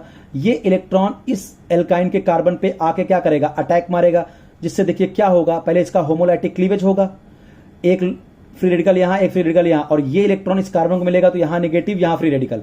आप पता ये भी इलेक्ट्रॉन है, ये भी इलेक्ट्रॉन है। तो अगर मैं इस R को इस तरफ रखता है तो सेम साइड में रिपल्सन ज्यादा होता है, इसलिए R को मैं एक दूसरे से दूर रखा हूं। देखिए ठीक है, इंटरमीडिएट जो है वो भी ट्रांस बना है क्योंकि नजदीक नजदीक बनाता है तो यहाँ रिपल्सन काफी ज्यादा होता है। अब क्या होगा, अब अमोनिया आया तो यहां से देखिए क्या हो जाएगा, ये जो बेटा आपका H है H प्लस देगा, ये हमारे भाई एम क्या H प्लस NH2 माइनस, ये H प्लस इस पे लग जाएगा, ये हो गया। अब फिर से भाई सोडियम तो कई सारे होंगे, एक इलेक्ट्रॉन आके इसको मिलेगा तो ये नेगेटिव बनेगा, फिर H प्लस आएगा, देखिए ट्रांस एल्कीन बन गई इस तरह से। अब देखिए क्वेश्चन करते हैं इस पे, which of the following is GI। एक एल्काइन दिया आपको, 3 कन्वर्जन दिए ABC। तो देखिए यहां पे है पैलेडियम BaSO4 रोजनमुंड, तो यहां पे क्या बनेगी, एल्कीन। H2PD यहां क्या बनेगा, एल्केन। यहां पे है बर्च रिडक्शन, क्या बनेगा, एल्कीन। बट आपको पता है कि रोजनमुंड, लिंडलार्स या का क्या बनाते हैं, सिस एल्कीन। लेकिन बर्च क्या है, ट्रांस। तो A और C आपस में क्या है, geometrical isomer, ANC geometrical isomer. अब आते हैं बेटा डी हैलोजिनेशन, ये भी एल्काइल हैलाइड से ही एल्कीन बनाने का मेथड है। देखिए जरा, हमने विसिनल डाइहैलाइड ले लिया, आजू बाजू में हैलोजन है कोई भी, जिंक डस्ट ले लिया। जिंक का काम होता है बेटा डी हैलोजिनेशन, यहां से ZnX2 निकाल देगा, यहां डबल बॉन्ड आ जाएगा, एल्कीन बन जाएगी। ठीक है, अब यहां पे भी क्या होगा बेटा, देखो जिंक डस्ट है, Br2 है, तो यहां पे क्या जिंक डस्ट आएगा बेटा, तो क्या होगा, यहां पे बेंजीन बन जाएगी ZnBr2 के साथ। होता क्या बेटा, देखो जिंक जो है ना, इसको इलेक्ट्रॉन देगा, इस कार्बन को इलेक्ट्रॉन देगा, इस वाले कार्बन को। तो कार्बन तो नेगेटिव रख नहीं सकता, तो क्या करेगा, वो नेगेटिव को डिस्टर्ब करेगा, ये बॉन्ड तोड़ेगा, जिससे यहां पे डबल बॉन्ड आएगा। फिर क्या होगा, यहां नेगेटिव आएगा, फिर ये नेगेटिव यहां पास करेगा, ये निकल जाएगा, यहां नेगेटिव आएगा, फिर यहां डबल बॉन्ड बनेगा और ये फिर बेंजीन बन जाएगी। अब आता है विटिक रिएक्शन। एल्डिहाइड और कीटोन से बेटा जब एल्कीन बनाया तो उसको बोलते हैं विटिक रिएक्शन। होता क्या है, चाहे एल्डिहाइड लो कीटोन लो, उसका रिएक्शन आप कराते हैं फास्फोरस इलाइड से, PPS3 डबल बॉन्ड Cr2। तो फास्फोरस की एफिनिटी बेटा ऑक्सीजन के लिए काफी ज्यादा होती है, तो यहां देखिए ये POPPS3 निकल गया और साथ में आपका बन गया एल्कीन। तो ये विटिक रिएजेंट कहलाता है, ध्यान रखिएगा। अब आते हैं physical property of alkene.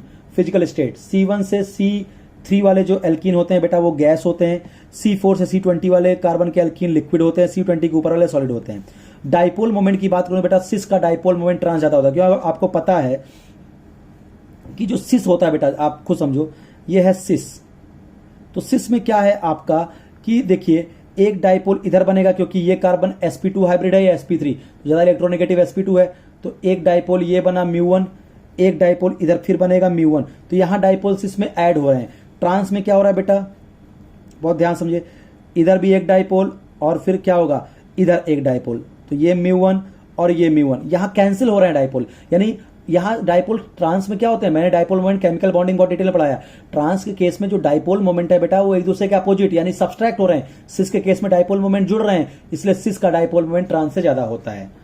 Melting point की बात करूं बेटा तो मॉलिक्यूलर वेट बढ़ने पर मेल्टिंग पॉइंट क्या होता है, बढ़ता है। लेकिन अगर मान लो सेम कार्बन का सिस और ट्रांस एल्कीन दे दिया जाए तो ट्रांस का मेल्टिंग पॉइंट बेटा सिस से ज्यादा होता है अगर सेम कार्बन है। रीजन क्या है, मेल्टिंग पॉइंट पैकिंग पर डिपेंड करता है। तो सिस में देखिए क्या है, पैकिंग अच्छी नहीं है, बट ट्रांस में पैकिंग बड़ी अच्छी हो रही है, तो ट्रांस का मेल्टिंग पॉइंट सिस से ज्यादा होता है अगर सेम कार्बन का सिस और ट्रांस है। तो बॉइलिंग पॉइंट भी directly proportional to molar mass होता है। आप जानते हो मोलर मास बढ़ेगा तो बॉइलिंग पॉइंट बढ़ेगा। लेकिन अगर सेम कार्बन का सिस और ट्रांस दे दिया जाए तो सिस का बॉइलिंग पॉइंट सेम कार्बन के ट्रांस के बॉइलिंग पॉइंट ज्यादा होगा, क्योंकि सिस का डाइपोल मोमेंट ज्यादा होगा, उसकी पोलैरिटी ज्यादा होगी, पोलर नेचर ज्यादा होगा, तो बॉइलिंग पॉइंट ज्यादा होगा। और अगर बेटा सेम कार्बन के 2 दे दिए जाए आपको तो जैसे जैसे कार्बन चेन की लेंथ बढ़ेगी, देखो यहां भी 4 कार्बन के एल्कीन, यहां भी 4 एल्कीन, बट ये नॉर्मल एल्कीन है, ये ब्रांच एल्कीन है। जैसे सरफेस एरिया बढ़ता है वैसे बॉइलिंग पॉइंट बढ़ता है। ये सब एल्कीन भी मैंने समझाया आपको। आइए अगला देखिए, सॉल्युबिलिटी। प्रैक्टिकली बेटा जो एल्कीन है वाटर में इनसॉल्युबल होते हैं, ठीक है, पोलर सॉल्वेंट में, क्योंकि ऑर्गेनिक सॉल्वेंट ऑर्गेनिक जो कंपाउंड होते हैं ऑर्गेनिक सॉल्वेंट में घुलते हैं, तो पानी में बहुत कम घुलते हैं। लेकिन अगर सिस और ट्रांस में कंपेयर करूं ना बेटा तो सिस एल्कीन पानी में ज्यादा घुलेगा, क्योंकि सिस पोलर था, उसका डाइपोल में ज्यादा था ट्रांस से। अब केमिकल प्रॉपर्टी पे आते हैं। Chemical property, addition reaction. देखिए पहला एडिशन ऑफ हाइड्रोजन। अब सबसे बात है कि एडिशन रिएक्शन क्यों देते हैं, पहले एडिशन ऑफ हाइड्रोजन देख लो। डबल बॉन्ड है, पढ़ाई दिया, डबल बॉन्ड H2PD निकल आएगा, एक हाइड्रोजन यहाँ है, एक हाइड्रोजन यहाँ, एल्केन बन जाएगा। अब ये बेटा इलेक्ट्रोफिलिक एडिशन देते हैं, एल्कीन्स गिव इलेक्ट्रोफिलिक एडिशन, क्योंकि आपको पता है बेटा एल्कीन में डबल बॉन्ड होता है। डबल बॉन्ड का 2 कार्बन के बीच में 4 इलेक्ट्रॉन है, यानी इलेक्ट्रॉन डेंसिटी काफी ज्यादा है, नेगेटिव चार्ज काफी ज्यादा है, तो नेगेटिव को डिस्पर्स करना चाहेगा, इसीलिए ये क्या है, पॉजिटिव को अट्रैक्ट करेगा, तो इलेक्ट्रोफिलिक एडिशन होता है। तो एल्कीन का अगर कोई पूछे कैरेक्टरिस्टिक रिएक्शन क्या होती है तो आप आंसर करके आओगे इलेक्ट्रोफिलिक एडिशन। हालांकि ये फ्री रेडिकल एडिशन भी दिखाता है, बट मोस्टली ये इलेक्ट्रोफिलिक एडिशन दिखाता है, क्योंकि यहाँ इलेक्ट्रॉन डेंसिटी 2 कार्बन के बीच 4 इलेक्ट्रॉन होते हैं, इसलिए इलेक्ट्रॉन डेंसिटी काफी ज्यादा होती है, जो इलेक्ट्रोफाइल को ये अट्रैक्ट करता है। अब आते हैं इलेक्ट्रोफिलिक एडिशन। इसमें सबसे पहले हम पढ़ेंगे addition of HX hydrogen halide. Addition of HX hydrogen halide. देखिए हमने एल्कीन लिया, HX लिया, होता क्या है बेटा, कुछ नहीं करना है आपको। अगर सिमेट्रिकल एल्कीन है तो किसी भी कार्बन पे H ऐड कर दीजिए, किसी भी कार्बन पे आप X ऐड कर दीजिए। तो पहले मैग्नीशियम बताता हूं, H+ एसिड है, ये एक मान लो इस पाई बॉन्ड को मैंने ऐसे तोड़ दिया, तो यहां पे नेगेटिव यहां पे पॉजिटिव, तो H+ यहां पे अटैक करेगा और इस पे बन जाएगा पॉजिटिव चार्ज, यानी कार्बोकैटायन एज अ इंटरमीडिएट बनेगा। फिर X- आएगा, इस कार्बन पे अटैक कर देगा जहां पॉजिटिव चार्ज है। यानी अब काम की बात क्या है, ये इसका स्लो स्टेप है, कार्बोकैटायन बनता है जब हम एल्कीन पे HX का एडिशन करते हैं, तो इसलिए रीअरेंजमेंट क्या होगा बेटा, पॉसिबल होगा। जितना स्टेबल कार्बोकैटायन होगा बेटा उतना ज्यादा रिएक्टिविटी होगी एल्कीन की। तो आइए, तो rate of reaction directly proportional to stability of carbocation. The reactivity order of hydrogen acid, आपको पता है हाइड्रोजन एसिड क्या कर रहा है, पहले स्टेप में H+ को ऐड कर रहा है, तो जो हाइड्रोजन एसिड बड़ी आसानी से H+ देगा वो ज्यादा रिएक्टिव होगा। तो HI की बॉन्ड लेंथ ज्यादा है, तो वहां से H+ का निकलना आसान होगा, तो सबसे रिएक्टिव HI होगा, फिर HBr होगा, फिर HCl होगा, फिर HF होगा। लेकिन अगर मान लो मेरे पास अनसिमेट्रिकल एल्कीन है बेटा और उसमें हम HX का एडिशन कराते हैं, तो आपने सबने पढ़ा होगा मार्कोनिकॉफ एडिशन होता है। मार्कोनिकॉफ क्या बोलता है कि किसी भी अनसिमेट्रिकल एल्कीन पे जब हम HX का एडिशन करते हैं, किसी भी सब्सटेंस का एडिशन करते हैं इलेक्ट्रोफिलिक एडिशन के दौरान, तो जो इलेक्ट्रोफाइल होता है, भाई यहाँ इलेक्ट्रोफाइल कौन है, H+, न्यूक्लियोफाइल क्या है, X-, तो क्योंकि इनकी कैरेक्टरिस्टिक रिएक्शन है इलेक्ट्रोफिलिक एडिशन, तो फर्स्ट अटैक हमेशा इलेक्ट्रोफाइल का होगा। इलेक्ट्रोफिलिक एडिशन का मतलब ये होता है कि फर्स्ट अटैक क्या किसका कराना है आपको, इलेक्ट्रोफाइल। तो मार्कोनिकॉफ ये बोलता है कि एल्कीन अनसिमेट्रिकल एल्कीन पे जब हम एडिशन करते हैं, इलेक्ट्रोफिलिक एडिशन करते हैं, तो जो इलेक्ट्रोफाइल होता है वो डबल बॉन्ड से लगे उस कार्बन पे जाता है जहां पे हाइड्रोजन ज्यादा होता है, जहां पे हाइड्रोजन ज्यादा होता है। तो अब इसी का भी यूज करके कुछ क्वेश्चन करते हैं। देखिए जैसे देखिए ये बेटा मैंने एक ले लिया अनसिमेट्रिकल एल्कीन, ठीक है। तो यहाँ पे एच आई का एडिशन, तो H प्लस मेरा क्या है यहाँ पे इलेक्ट्रोफाइल, H प्लस मेरा क्या है इलेक्ट्रोफाइल। तो मार्कोनिकॉफ क्या बोलता है, H प्लस किस कार्बन में जाएगा, डबल बॉन्ड्स लगे उस कार्बन पे जहां पे हाइड्रोजन ऑलरेडी ज्यादा है, तो यहाँ पे H प्लस आएगा।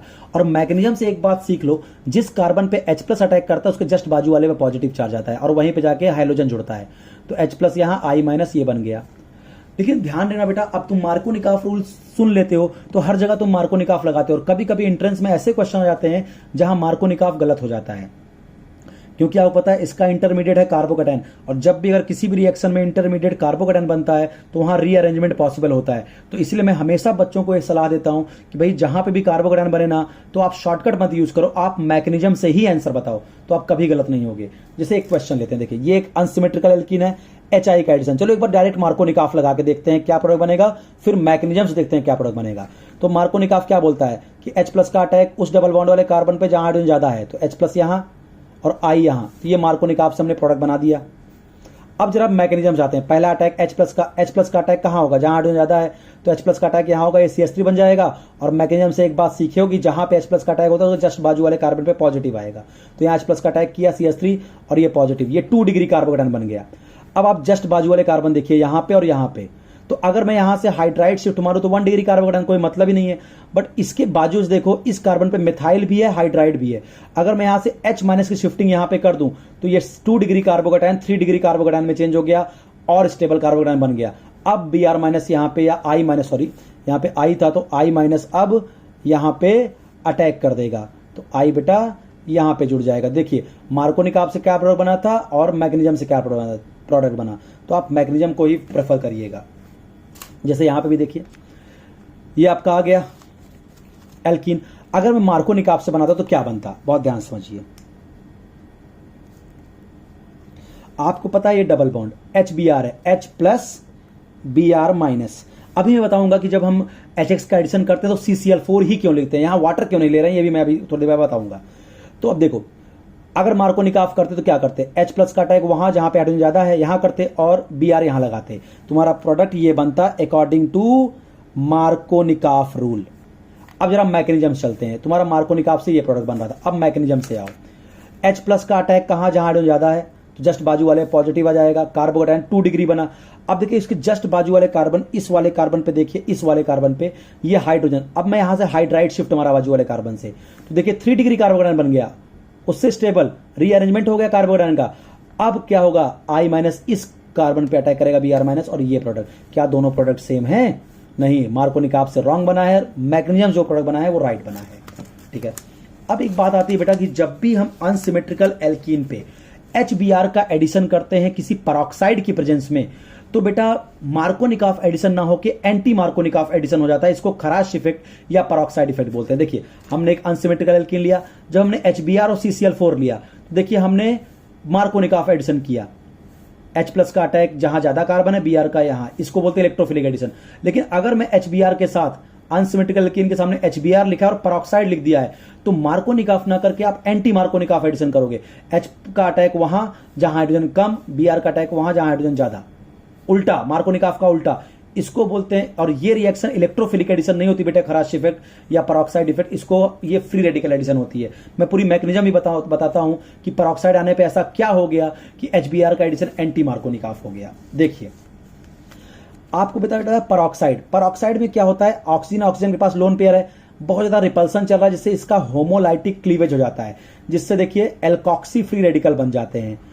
अब फ्री रेडिकल की बड़ी गंदी आदत होती है, ये सामने वाले को फ्री रेडिकल में ब्रेक करता है। तो अब ये देखिए, ये जो आपका एल्कॉक्सी फ्री रेडिकल आया, ये HBr को भी किस में तोड़ दिया, फ्री रेडिकल में, H फ्री रेडिकल और Br free radical. H free radical तो बेटा RO के साथ जुड़ के ROH बना दिया, अब पैदा हो गया ब्रोमीन फ्री रेडिकल। अब ब्रोमीन फ्री रेडिकल रिएक्ट करेगा कहां पे, प्रोपीन पे, तो प्रोपीन के भी पाई बॉन्ड का कराएगा होमोलाइटिक क्लीवेज, तो जिससे क्या होगा, इस कार्बन पे एक फ्री रेडिकल, इस कार्बन पे एक फ्री रेडिकल। अब खुद बताओ, Br को इन दोनों फ्री रेडिकल पे अटैक मारना है, और फ्री रेडिकल की स्टेबिलिटी भी हमने तुमको सिखाया है, 3 डिग्री फ्री रेडिकल सबसे स्टेबल होते हैं, फिर 2 डिग्री फ्री रेडिकल स्टेबल होते हैं, फिर 1 डिग्री फ्री रेडिकल स्टेबल होते हैं ड्यू टू हाइपर कॉन्जुगेशन। तो आप देखिए जब इस Br ने इस एल्कीन के पाई बॉन्ड का होमोलाइटिक क्लीवेज कराया तो यहाँ एक फ्री रेडिकल, यहाँ एक फ्री रेडिकल। अब आप देखो ये फ्री रेडिकल है 2 डिग्री फ्री रेडिकल, क्योंकि जिस कार्बन पे फ्री रेडिकल है 2 कार्बन जुड़ा है 2 डिग्री, और ये कार्बन देखिए जिस पे फ्री रेडिकल है 1 कार्बन जुड़ा है ये 1 डिग्री। बताइए कौन स्टेबल का फ्री रेडिकल है 2 डिग्री, इसलिए Br फ्री रेडिकल 2 डिग्री पे अटैक मारा और ये बन गया। अब इसको क्या चाहिए, इसको अपना चाहिए H।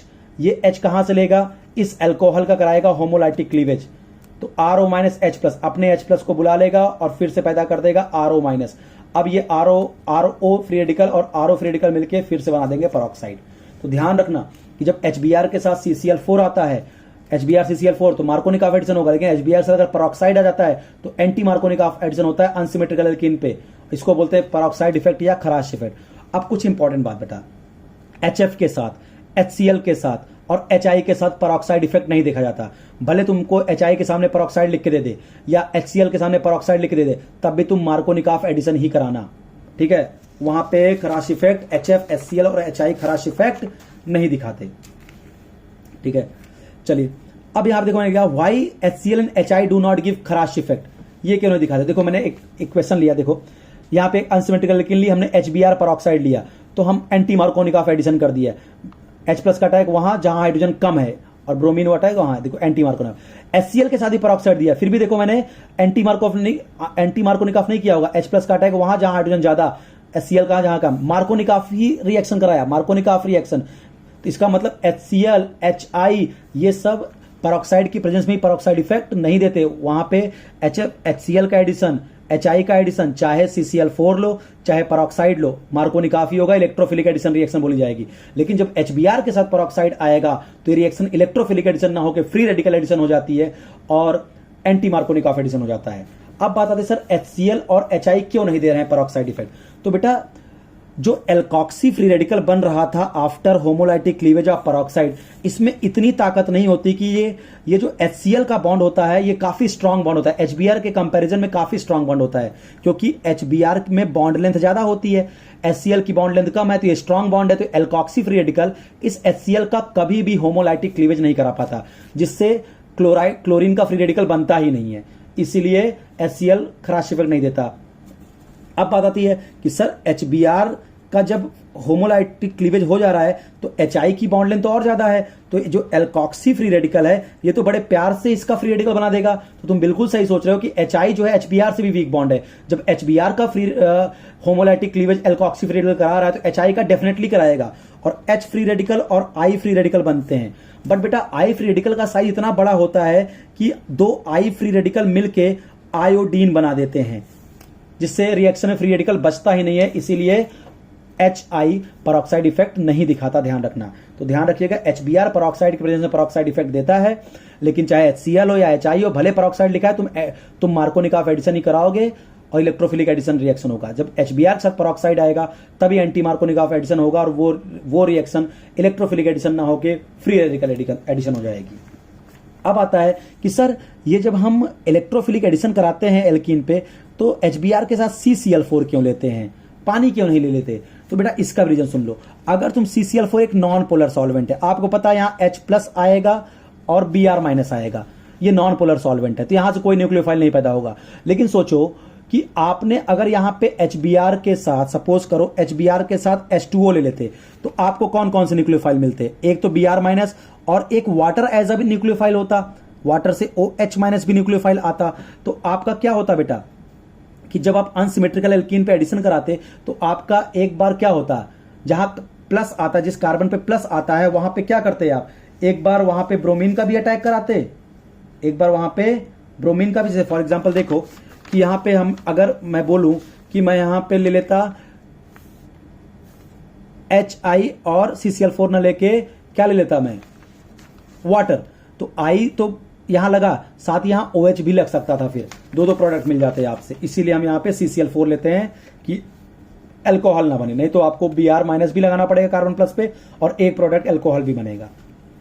चलिए अब आता है addition of water on alkene. देखिए बेटा इसमें हालांकि मैकेनिज्म यहाँ पे 3 प्रोसेस होते हैं, सल्फोनेशन, हाइड्रोलिसिस, हाइड्रोबोरेशन, ऑक्सीडेशन और ऑक्सीमर्कुरेशन, डीमर्कुरेशन, बट वो कंप्लीट लेक्चर में मैं आपको बताऊंगा। यहाँ पे मैं सिर्फ आपका सल्फोनेशन हाइड्रोलिसिस कवर करूंगा जहां से क्वेश्चन मैक्सिमम बनते हैं।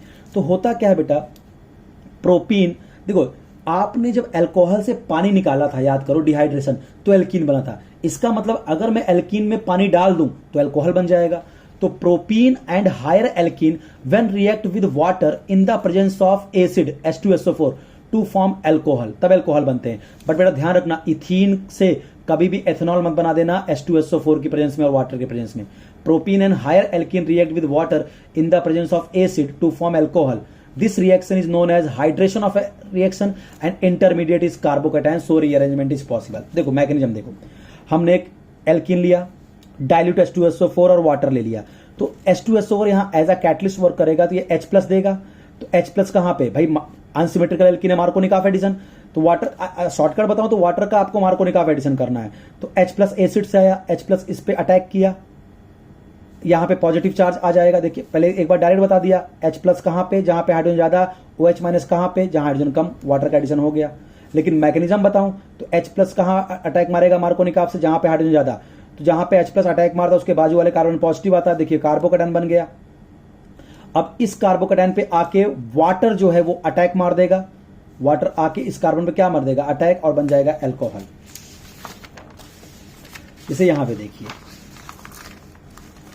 ये एक एल्कीन लिया, अब लिया डाइल्यूट D2SO4 D+ और H2O। तो D2SO4 D+ कहां अटैक मारेगा, जहां पे हाइड्रोजन ज्यादा है, तो यहां CH2D और बाजू वाले कार्बन पे आ गया पॉजिटिव। अब इस पे कौन अटैक मारेगा, इस H2O का OH- और बन गया आपका अल्कोहल। बट उसके पहले देखो, क्योंकि जैसे ही यहां पे D+ अटैक मारा तो CH2D बन गया और यहां पे पॉजिटिव आ गया, ये 2 डिग्री कार्बोकेटायन बन गया। अब कुछ बच्चे यहीं पे OH लगा चले आएंगे, वो गलत हो जाएंगे। कार्बोकेटायन 2 डिग्री है, बाजू पे देखो एक हाइड्रोजन है, यहां से हाइड्राइड शिफ्ट मारा तो ये क्या बन गया, 3 डिग्री कार्बोकेटायन, ये ज्यादा स्टेबल है। अब वाटर यहां पे अटैक मारेगा और अल्कोहल बनाएगा। This is the product. अब आता है बेटा addition of halogen on alkene, addition of halogen on alkene. यहां देख लीजिए क्या है, अगर एल्कीन पे बेटा जब मैं हैलोजन का एडिशन करता हूं CCl4 की प्रेजेंस में, तो क्या होगा, एक हैलोजन यहां ऐड हो जाएगा, एक हैलोजन यहां ऐड हो जाएगा, विसिनल डाइहैलाइड बनेगा, कुछ और नहीं है। अब इस पे मैग्नीशियम इसकी बड़ी इंटरेस्टिंग है। देखो ये हैलोजन है, ये एल्कीन है, तो ये जो एल्कीन का पाई बॉन्ड है बेटा, इस हैलोजन के सिमेट्रिकल इलेक्ट्रॉन क्लाउड को पोलराइज करेगा, जिससे एक हैलोजन पे पार्शियल पॉजिटिव, एक हैलोजन पे पार्शियल नेगेटिव।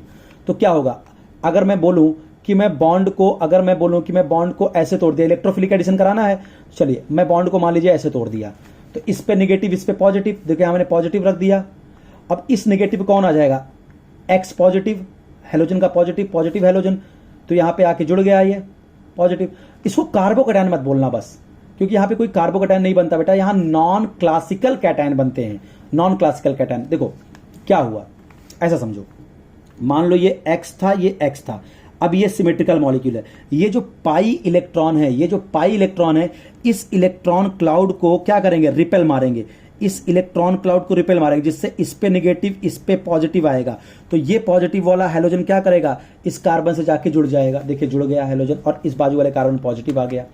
अब देखो क्या है, नॉर्मल रिएक्शन में क्या होता है, इसके बाद न्यूक्लियोफाइल आता था जो इस पे अटैक मार देता था। बट यहां पे हैलोजन के केस में क्या होता है, हैलोजन के पास खुद ही देखो, आपके पास हैलोजन के पास खुद ही क्या है, 3 लोन पेयर लेके बैठा है, और लोन पेयर वाले भी न्यूक्लियोफाइल होते हैं। तो यहां पे क्या होता है, ये हैलोजन अपने लोन पेयर को इस कार्बन को डोनेट करके इस कार्बन के साथ बॉन्ड बना लेता है, और देखिए X पे क्या आ जाएगा, पॉजिटिव चार्ज। इसको बोलते हैं नॉन क्लासिकल कैटायन। यहां पे नॉन क्लासिकल कैटायन बनता है बेटा, ध्यान रखिएगा, यहां पे कोई कार्बोकेटायन नहीं बनता, यहां नॉन क्लासिकल कार्बोकेटायन बनता है, जो बहुत ज्यादा स्टेबल होता है। अब देखो क्या होगा, अब अगला X- जो बचा था वो आएगा। अब बेटा X- नीचे से तो आ नहीं सकता, क्योंकि यहां पहले से X बैठा है, रिपल्सन दे देगा। अब ये ऊपर से आएगा, इसलिए हैलोजन का एडिशन एंटी एडिशन होता है। ये बॉन्ड इधर से गया तो ऊपर से इस कार्बन पे क्या आ गया, X- आके अटैच हो गया, एंटी एडिशन होता है हैलोजन का, ध्यान रखना। जैसे देखो, अब मान लो मैंने एल्कीन लिया, Br2 लिया, और एक्वस NaCl ले लिया, मैंने यहां देखो CCl4 ने लिया। अब कितने, how many products are possible, तो चलो हम स्टार्ट करते हैं। तो पहले आपको पता है Br+ Br-, तो क्या होगा, एक बॉन्ड को आप ऐसे तोड़ दीजिए, Br+ को इस CH2 नेगेटिव पे दे दीजिए, Br जुड़ गया यहां पॉजिटिव। अब ये Br अपना लोन पेयर देके इसके साथ बॉन्ड बना के नॉन क्लासिकल कैटायन बना दिया। अब देखिए, अब आपको पता है न्यूक्लियोफाइल कौन कौन से आपके पास हैं, कौन कौन से न्यूक्लियोफाइल है, एक तो Br- न्यूक्लियोफाइल है, एक्वस NaCl है जहां Cl- भी मिलेगा आपको, और एक्वस है तो OH- पानी भी है, ये भी न्यूक्लियोफाइल है। तो एंटी अटैक किसका किसका होगा, Br माइनस का भी होगा। देखिए यहां पे एंटी अटैक हो गया, ये बॉन्ड इधर तोड़ा, Br माइनस भी यहां अटैक मार सकता है, Cl भी अटैक मार सकता है, OH भी एंटी अटैक कर सकता है। देखिए इतने प्रोडक्ट पॉसिबल है। अब आता है बेटा टेस्ट फॉर अनसैचुरेशन। आपको पता है कि जो ब्रोमीन होता है बेटा वो रेडिश ब्राउन कलर का होता है, ठीक है, bromine CCl4 reddish brown colour का होता है ये। तो जब हम ब्रोमीन को एल्कीन में डालते हैं तो इसका जो रेडिश ब्राउन कलर होता है कलरलेस हो जाता है, और ये टेस्ट फॉर अनसैचुरेशन है। जैसे मान लो मैं आपको एक टेस्ट ट्यूब में एल्केन दूं, एक टेस्ट ट्यूब में एल्कीन दूं, दोनों कलरलेस लिक्विड है, मैं बोलूं मुझे पहचान के बताओ किस टेस्ट ट्यूब में एल्केन है, किस टेस्ट ट्यूब में एल्कीन है। तो आप क्या करिए, ब्रोमीन वाटर उसमें डालिए, ब्रोमीन वाटर डालिए। एल्केन में आप ब्रोमीन वाटर डालोगे तो ब्रोमीन का जो रेडिश ब्राउन कलर है वो कलरलेस नहीं होगा, लेकिन एल्कीन में जैसे ही तुमने ब्रोमीन वाटर डाला, वो ब्रोमीन वाटर का जो रेडिश ब्राउन कलर है वो डिसअपियर हो जाएगा। इसको बोलते हैं टेस्ट फॉर अनसैचुरेशन। तो यहां देखिए क्वेश्चन लिया, which will not give test for unsaturation with bromine and CCl4।